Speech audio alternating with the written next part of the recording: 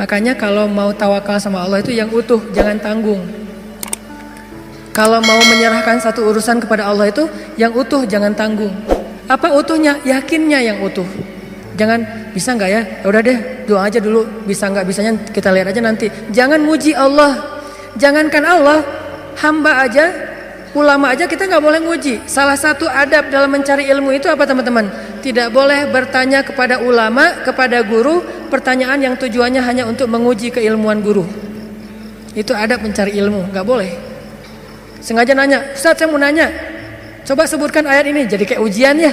Itu tidak boleh dalam adab mencari ilmu. Karena yang boleh bertanya hal yang kayak gini, ngetes guru hanyalah gurunya. Sedangkan kita mendengar kemudian berusaha untuk mengamalkan. Makhluk aja nggak boleh diuji, apalagi Allah Subhanahu wa taala. Kalau kita mau berprasangka baik, prasangka baik yang utuh. Ya Allah, inna sholati wa nusuki wa mahyaya wa mamati. Itulah makna dari husnuzon yang utuh kepada Allah Subhanahu wa taala. Aku tergantung prasangka hambaku kepadaku. Sehingga kalau kita yakin sama Allah, sebesar apa keyakinan kita, sebesar itu juga pertolongan Allah dalam hidup kita. Kalau kita pengen ngelihat keajaiban dalam hidup kita, berarti keyakinan kita kepada Allah harus ajaib. Kok kamu tenang-tenang aja sih? Kan ada Allah. Ya sih ada Allah, tapi kan, nah yang bilang tapi, maka tidak akan pernah melihat keajaiban dalam hidupnya. Yang bilang cuman, yang bilang alasan-alasan yang banyak, berarti dia nggak bakalan pernah ngelihat hal-hal yang ajaib terjadi dalam kehidupannya. Kalau dia pengen ngelihat hal yang ajaib, dia nggak boleh bilang tapi, dia cukup bilang hasbiyallah. Cukup buat saya Allah. Maka terjadilah keajaiban dalam hidupnya. Kok nggak ada kejadian keajaiban dalam hidup dia? Padahal dia udah sering bilang hasbiyallah. Kita nggak tahu, dia tahu. Kita nggak ngerasa, dia yang ngerasa. Ada teman kita nih lagi diuji dengan ujian yang sangat berat, sakitnya parah, tapi lisannya selalu berzikir hasbiyallah, hasbiyallah, Allah syafi, wa idza maridtu fahuwa yashfin. Dia terus memuji Allah. Kita yang ngedengar bertanya, dia tuh udah sering berzikir loh, kok sakitnya belum sembuh-sembuh juga? Suka gitu kan? Dia itu udah sering berzikir loh, kok hutangnya belum lunas-lunas juga? Dia itu udah sering berzikir loh, kok masih jomblo juga? Ada yang ngerasa kayak gitu? Karena kita nggak ngerasa apa yang dia rasa setelah berzikir. Ternyata kadang Allah menolong seseorang itu bukan dengan mencabut masalahnya.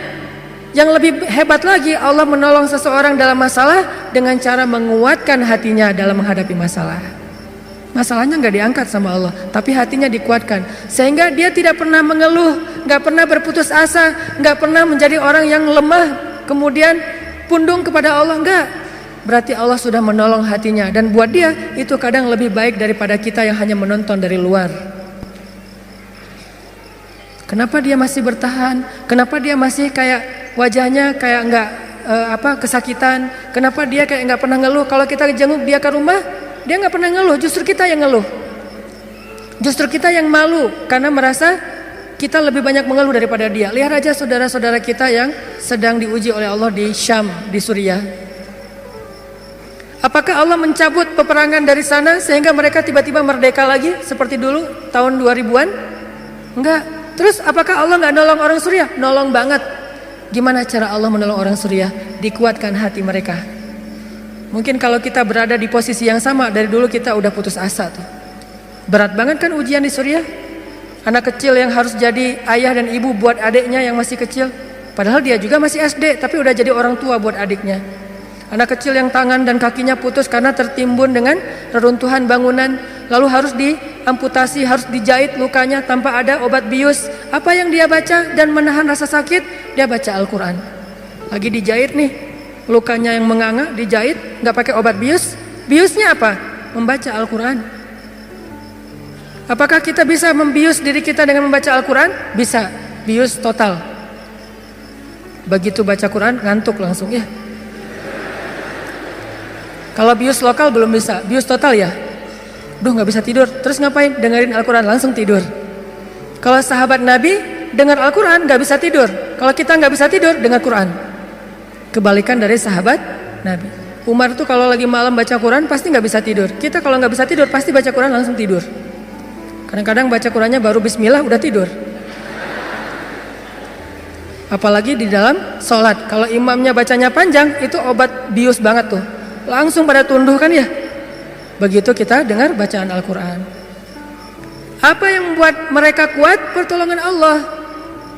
Saat dijahit lukanya, mereka baca Bismillahirrahmanirrahim, Alif Lam Mim, sambil dijahit. Dzalikal kitabu la raiba fihi hudal lil muttaqin. Dijahit lagi dijahit. Dan bukan satu luka, ada beberapa luka di sekujur tubuhnya. Alladzina yu'minuna bil ghaibi wa yuqimunas sholata wa mimma razaqnahum yunfiqun. Coba lihat. Itulah pertolongan Allah untuk anak-anak ini. Allah tidak mengangkat luka mereka, Allah tidak mengangkat kezaliman dalam kehidupan mereka, tetapi Allah menguatkan hati mereka, dan itulah penjagaan Allah kepada mereka. Sedangkan orang yang tidak dikuatkan hatinya, baru juga diputusin sudah bunuh diri, gagal pula. Kalau bunuh diri berhasil masih mending, bunuh diri gagal lah gitu.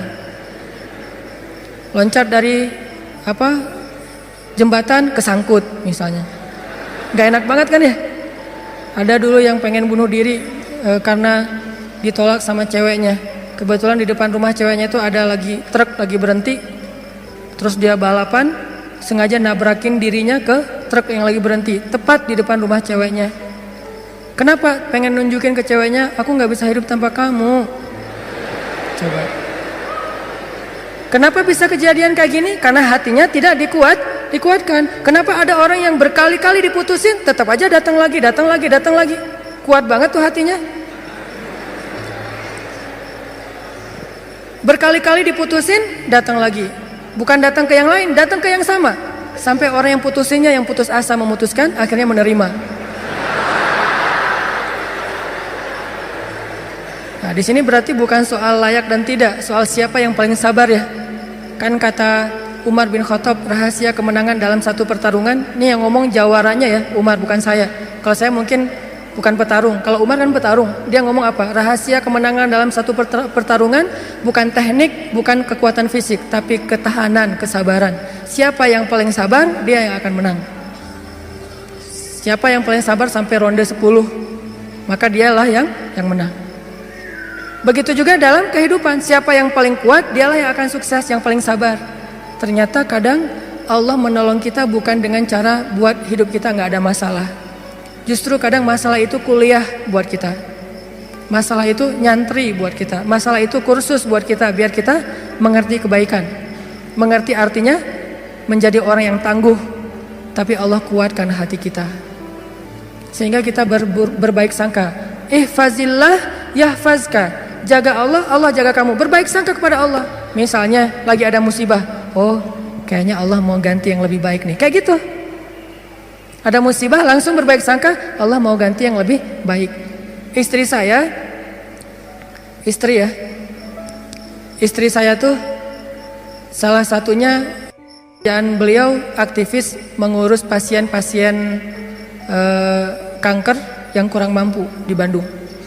Jadi kita punya namanya Rumah Teduh, menampung ada sekitar 6 rumah, menampung lebih dari 70 pasien, termasuk ada yang dari Garut, dari Tasik, dari pelosok-pelosok, bahkan ada yang dari Garut bagian selatan yang kemarin sempat kita anterin, udah meninggal pakai ambulan. Dari Bandung ke rumahnya itu 12 jam. Karena pertama udah sampai di jalan raya harus digotong, gak bisa naik mobil ke atas, ke bukit gitu. Gotongnya aja sejam. Kalau pakai motor nggak mungkin kan, bawa tandu kan, pakai motor nggak mungkin ya. Tapi kalau teman-teman anak-anak motor kayaknya bisa nih ngetrik ya, bawa. Kalau kita nggak bisa, akhirnya ditandu sejam naik ke atas tuh. Nah, kemarin ada kejadian di salah satu rumah teduh untuk nampung pasien-pasien yang kurang mampu bersama keluarga mereka. Ada satu pasien nyamar. Dia pura-pura sakit, terus tinggal di situ sehari. Tiba-tiba malam hari dia hilang, semua HP keluarga pasien diambil, dibawa lari. Mencuri HP pasien kanker kurang mampu, coba kurang apa dosanya tuh? Mencuri HP nyopet HP orang di mall masih mending, dosa lah ya. Tapi nggak dosa segede itu ya, nggak berlipat-lipat. Ini dosanya apa? Mencopet, mengambil HP pasien, keluarga pasien kanker kurang mampu. Yang di HP itu satu-satunya alat untuk komunikasi, ngurus pengobatannya. Kita nelpon mereka juga di situ, nelpon dokter lewat HP itu, diambil sama dia. Hilang sekitar 5 HP, 5 pasien. Langsung kita coba snapgram di sosial media. Dalam hitungan jam Allah ganti HP yang lebih bagus, jumlahnya 2 kali lipat. Itu juga kita stop. Kalau enggak mungkin 10 kali lipat jumlahnya. Bisa jualan HP itu. Kita taruh Instastory, kita butuh HP nih. Ada 5 pasien kita yang kehilangan HP dalam satu musibah. Mudah-mudahan Allah ganti yang lebih baik. Ternyata langsung pada ngejapri, saya ganti. Bukan HP bekas, HP baru yang harganya mungkin lebih mahal berkali-kali lipat dari yang hilang. Dan jumlahnya berkali lipat dari yang hilang. Hilang 5, yang udah terkumpul dalam hitungan 1 jam 10. Itu langsung kita stop. Kalau enggak bisa 100 tuh. Lumayan kan, bisa buka lapak lagi tuh. Nah ternyata benar kalau kita berprasangka baik ke Allah. Akhirnya mereka pas dikasih HP yang baru bingung. Pak nih gimana cara memakainya nih? Karena HP yang mereka selama ini kan yang HP hitam putih yang agak gede yang bisa ngelemparin maling ya. Sekarang HP-nya slim, warna, bisa selfie. Mudah-mudahan sih nggak sibuk selfie ya. Nah alhamdulillah dikasih yang lebih baik. Coba berprasangka aja sama Allah. Dan itu mudah banget bagi Allah. Saya juga pernah hilang HP. Malam-malam mau ada acara tahajud bareng. Bangun tidur karena udah telat bangunnya. Acara tahajud jam 2, saya bangun di rumah jam 2. Kan telat banget tuh, berangkat ke tempat masjidnya setengah jam paling cepat. Akhirnya karena panik, saya ambil HP, jatuh. Pas jatuhnya itu bagian layarnya langsung pecah, gak bisa lagi dipakai digit. Wah HP saya hilang, langsung doa, Allahumma ajurni fi musibati wa akhluf li khairam minha. Ya Allah, beri saya pahala dalam musibah saya, beri saya ganti yang lebih baik darinya. Waktu itu HP saya HP harga 2 juta. Paginya jam 10 pagi Allah ganti dengan Samsung Note 5 yang waktu itu harganya masih 10 juta. Coba langsung cash langsung dikasih sama Allah. Gimana caranya? Allah yang punya cara. Dan kita nggak harus tahu caranya karena ayatnya juga wa yarzuqhu min haitsu la yahtasib. Dari jalan yang Allah yang kalian tuh nggak pernah duga. Prasangka baik sama Allah. Ditolak, oh berarti akan diberikan yang lebih baik dari ini. Ditolak lagi, oh berarti lebih baik lagi. Cari lagi yang lebih baik, ditolak lagi. Makanya nyari yang terbaik. Begitu ditolak, Allah berarti akan menggantikan yang lebih baik dari dia. Itu ada cewek, Masya Allah, berhijab, hafal Al-Quran, juz 30. Lancar. Ini kayaknya tipe saya banget nih. Jadi saya gak perlu repot-repot ngajarin Al-Quran ke anak saya. Udah ada mamanya. Ini kayaknya cewek yang setia, keibuan.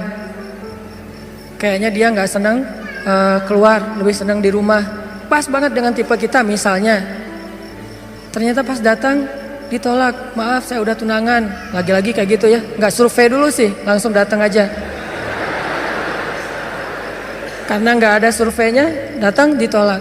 Oh mudah-mudahan dikasih yang tadi juz 30. Karena ditolak dikasih yang 30 juz. Tapi sekarang masih juz 30 juga bertahap. Pas sudah nikah nanti dia hafal Quran jadi 30 juz. Bisa kayak gitu, bisa banget.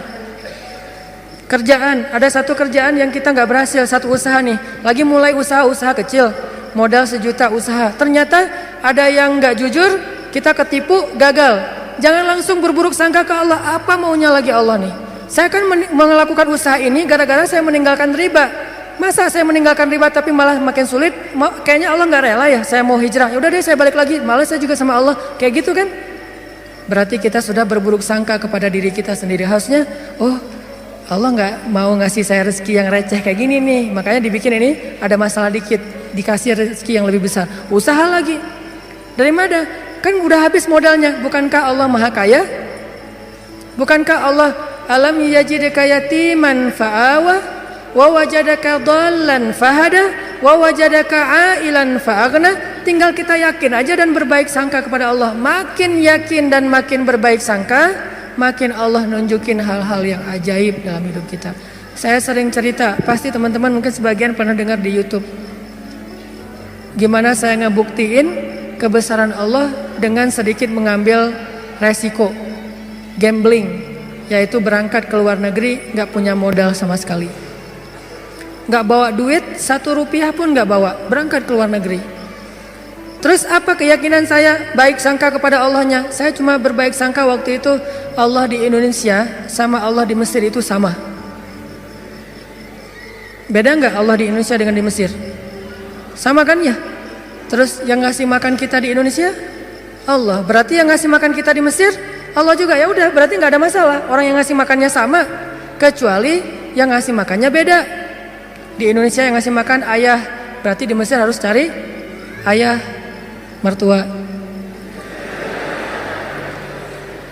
Ayah bukan pemberi makan, tetapi ayah yang dengan lewat dialah Allah memberi kita makan. Tapi punya cara yang lain, Allah lah pemberi makan. Akhirnya saya berangkat. Allah di Indonesia dengan Allah di Mesir sama.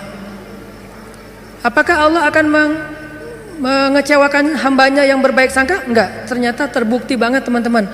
Saya malah merasa sangat diperlakukan dengan istimewa oleh Allah sepanjang perjalanan sampai pulang lagi ke Indonesia. Enggak kelaparan sama sekali.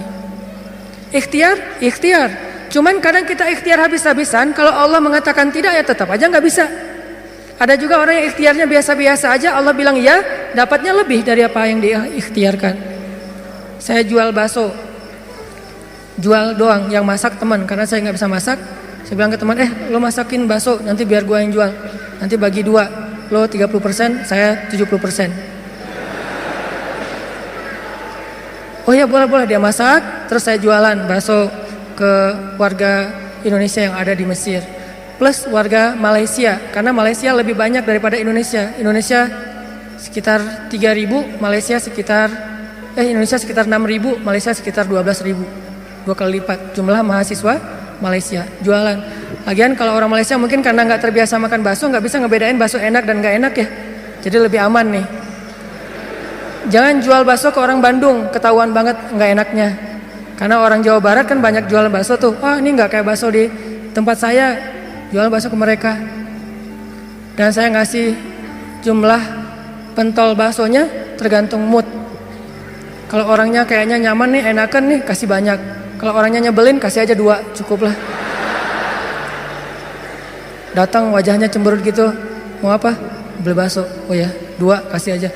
Terus temennya, Mas, iya, mau apa? Mau beli bakso? Boleh? Oh boleh. Oh, kasih 10. Akhirnya pas makan berdua ngeliat sebelah, kok beda? Beda amalan. Rugi kah? Nggak rugi, untung juga gede.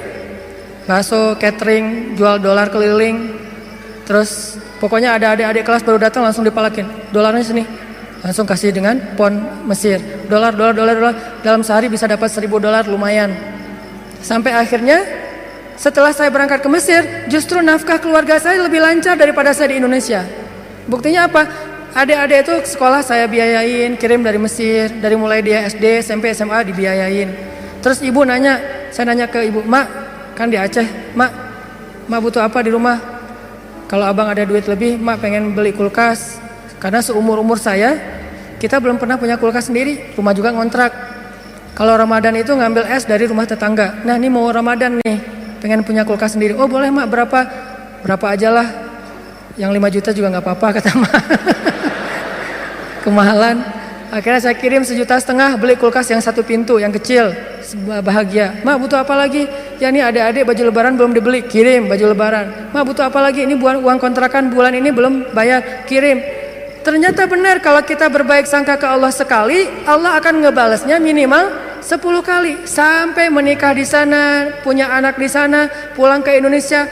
Saya sering gambling dengan cara berbaik sangka kepada Allah. Tapi jangan gambling sesuatu yang Allah gak janjikan ya. Saya berbaik sangka ke Allah, berdiri aja di rel kereta, pasti gak akan ditabrak lah.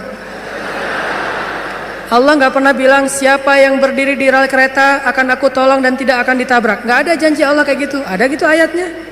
Coba gambling ke yang ada ayatnya. Siapa yang bertakwa pasti akan aku kasih jalan keluar. Siapa yang bersabar pasti aku berikan pertolongan. Siapa yang sholat pasti aku akan membantu dia. Yang Allah udah janjiin, maka gamblinglah dengan hal itu. Ambillah resiko dengan janji-janji itu. Tapi kalau Allah nggak ngejanjiin apa-apa, jangan ambil resiko, karena Allah juga nggak punya perjanjian. Siapa yang loncat dari tower pasti akan selamat, nggak ada ayatnya, nggak ada hadisnya. Siapa yang minum racun nggak apa-apa, karena dia minum racunnya ikhlas, nggak ada minum racun ikhlas. Ini teman-teman, berbaik sangka kepada Allah, maka kita nggak bakalan kecewa. Ada masalah apa aja, balikin lagi ke Allah. Oh, ini kayaknya Allah pengen ngasih kebaikan. Yang baik-baik aja yang dipikirin tentang Allah. Begitu sekali kita berburuk sangka ke Allah, sekali itu kita telah memberikan kesempatan buat diri kita untuk celaka atau mendapatkan kerugian. Aku tergantung prasangka hambaku kepadaku.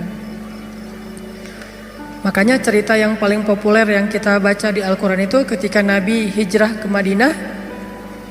Apakah perjalanan hijrah Nabi mudah? Enggak. Jadi kalau kita ngerasa perjalanan hijrah kita itu enggak mudah, berarti kita juga ngerasain apa yang dirasakan Nabi Muhammad SAW. Bukan kita doang yang susah dalam hijrah, Nabi juga susah, padahal Nabi lebih dekat ke Allah daripada kita. Yang mudah itu siapa? Umar. Itu hijrah yang paling mudah. Sebelum hijrah, posting dulu. Besok mau hijrah, hari ini posting.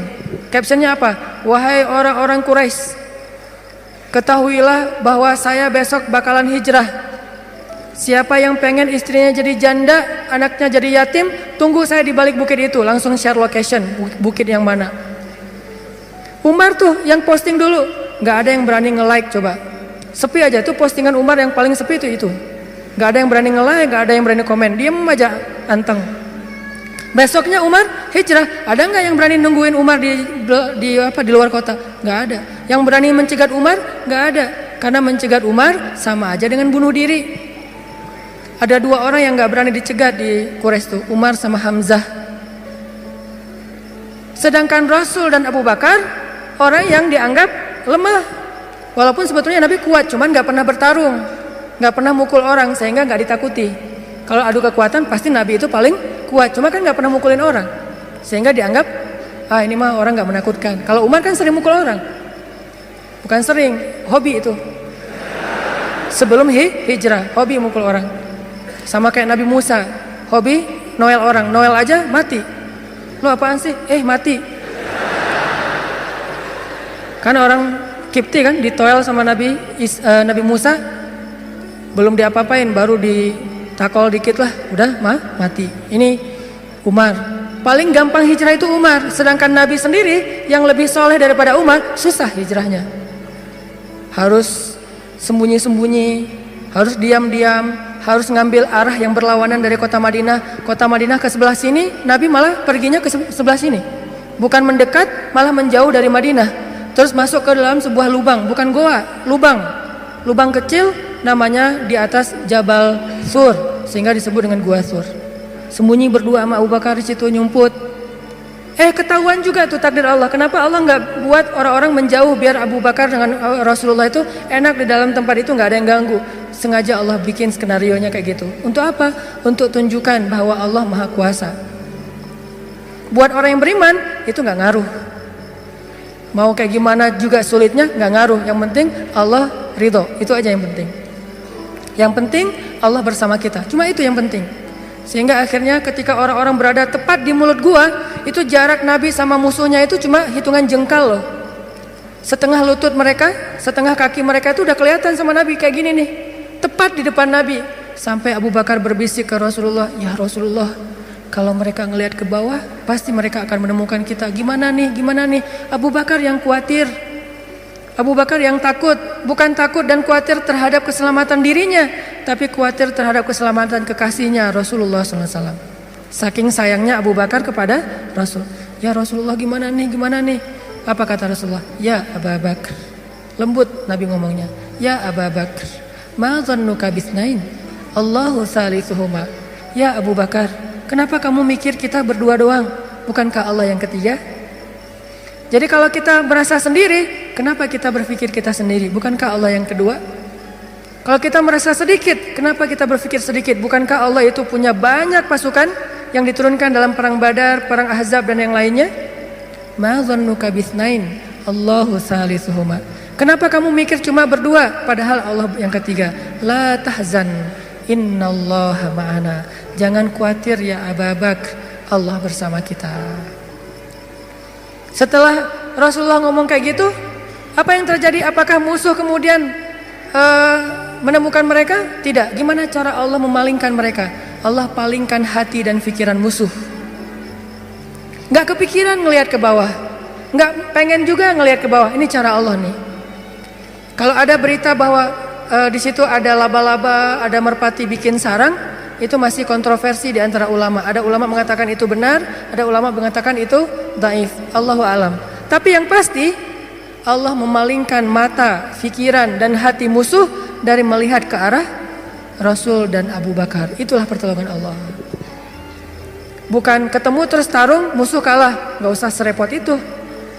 Allah gak mau juga ngerepotin hambanya. Allah cuma pengen nunjukin kebesarannya aja. Dibuat musuh datang sampai sedekat mungkin, ukurannya cuma beberapa sentimeter, tapi dalam kedekatan yang luar biasa itu Allah tunjukin mereka tidak bisa ngapa-ngapain. Dipalingkan aja wajahnya, ngelihat ke semua sisi dilihat, tapi ke bawah enggak. Kan gak masuk akal kan?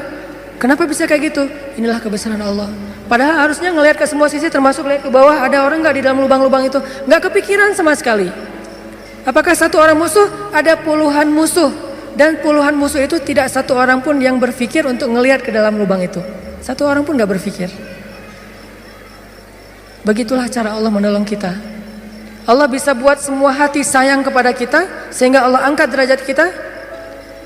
Allah mengangkat derajat seseorang, merendahkan yang lain. Tiba-tiba semuanya jadi simpatik sama kita, respect sama kita. Mudah banget buat Allah. Dan kita melihat itu dalam banyak kejadian dalam kehidupan kita. Ada orang yang tiba-tiba muncul, ada orang yang tiba-tiba tenggelam, dan itu cara Allah. Ada yang orang tiba-tiba Allah buat dia terkenal, tiba-tiba orang dihindarkan dari semua orang, tinggal sendiri. Itu sangat mudah buat Allah.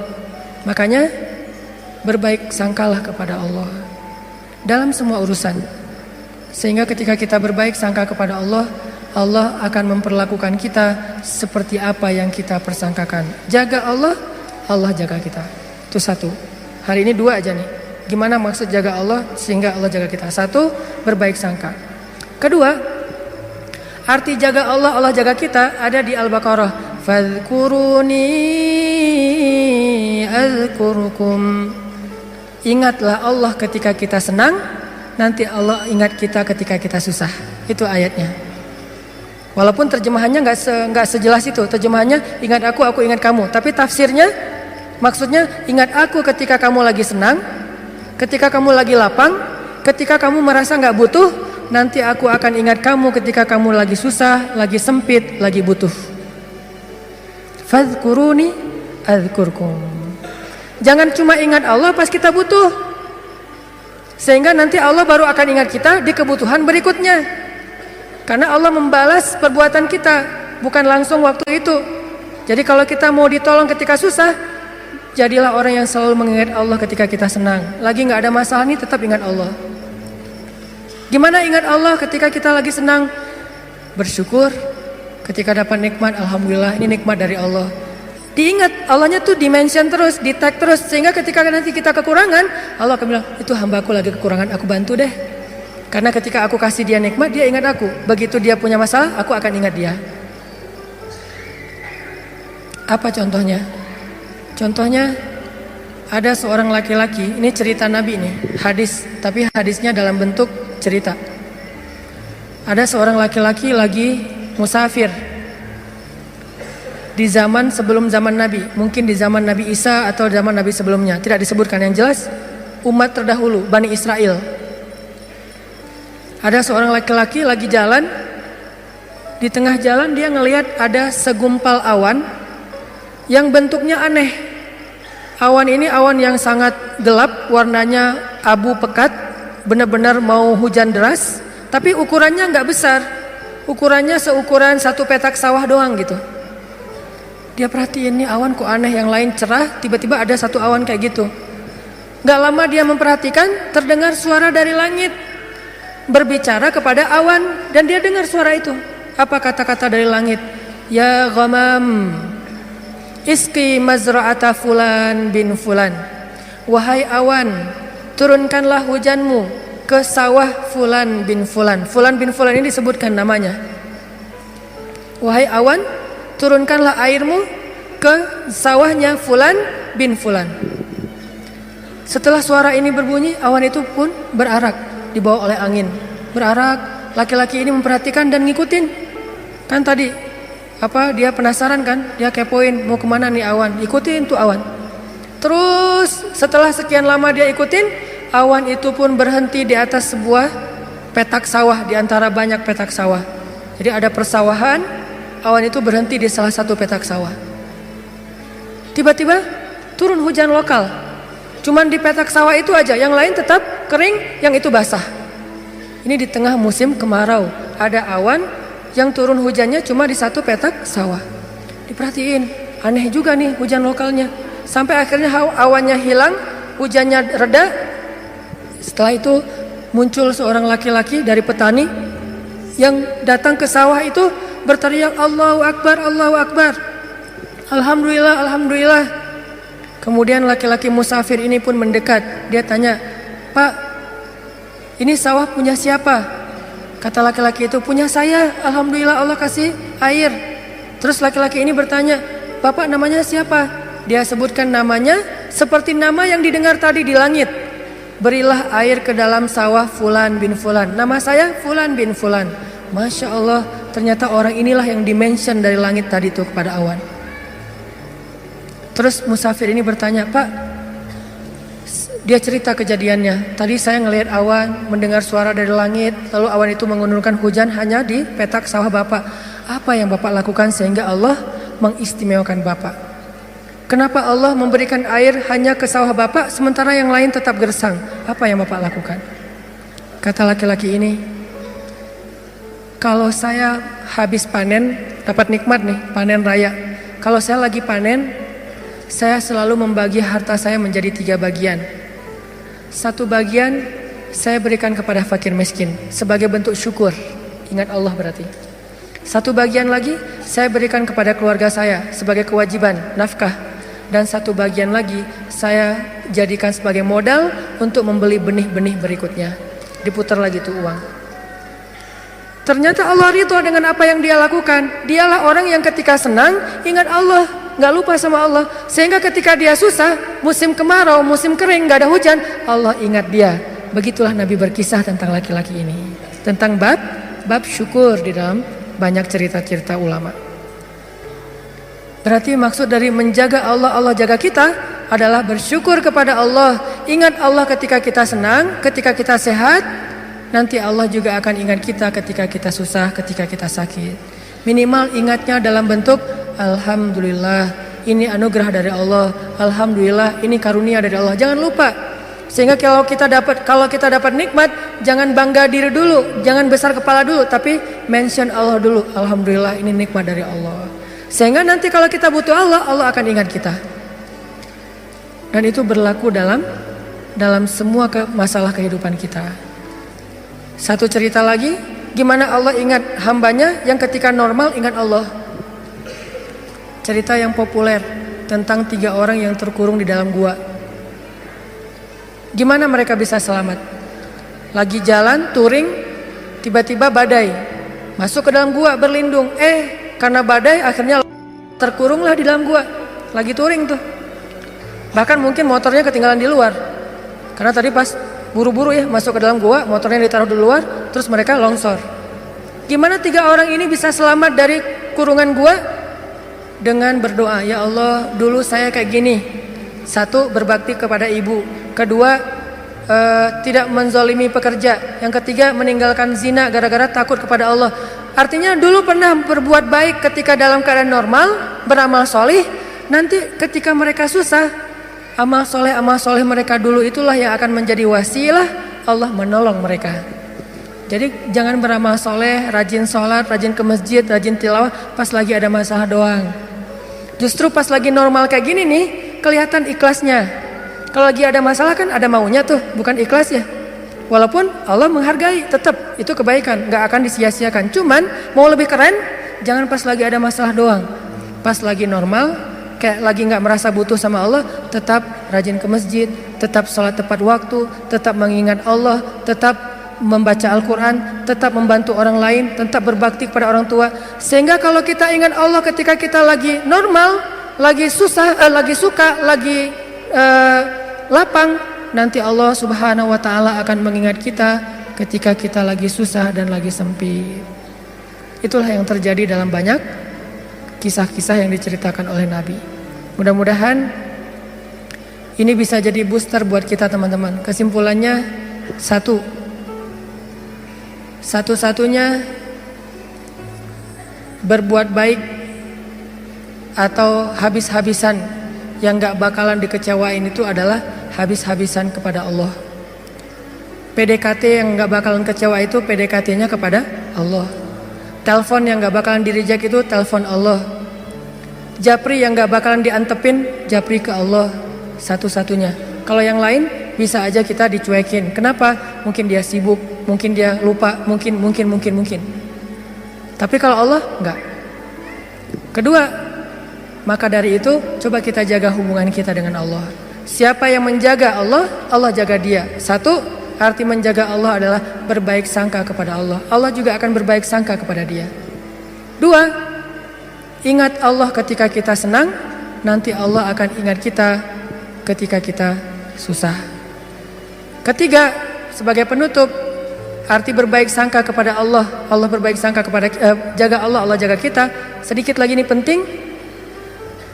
Ridholah dengan nikmat yang sedikit, maka Allah akan ridho dengan amal yang sedikit. Memangnya amal kita banyak. Man radhiya bil qalil, kata Nabi, radhiyallahu bi qalilim min amalih. Siapa yang ridho dengan nikmat Allah yang sedikit, menurut dia sedikit, maka nanti Allah juga akan ridho dengan amalnya yang sedikit. Salat kita yang pas-pasan, ibadah kita yang pas-pasan, tilawah kita yang pas-pasan, Allah ridho. Kenapa Allah ridho? Padahal cuma pas-pasan. Karena kita juga ridho dengan nikmat Allah di dalam kehidupan kita yang kadang menurut kita sedikit, padahal sesungguhnya banyak. Mudah-mudahan ini jadi penyemangat buat kita untuk terus mendekat kepada Allah Subhanahu wa Ta'ala. Jangan kecewain Allah, maka Allah gak bakalan ngecewain kita. Kenyataannya sering kita ngecewain Allah, Allah juga belum ngecewain kita. Tapi Allah punya batasan. Kalau kita terus-terusan kayak gitu, nanti akan datang janji Allah membalas suatu keburukan sesuai dengan perbuatan yang buruk itu. Nauzubillahi min dzalik. Barakallahu li wa lakum. Wassalamualaikum warahmatullahi wabarakatuh.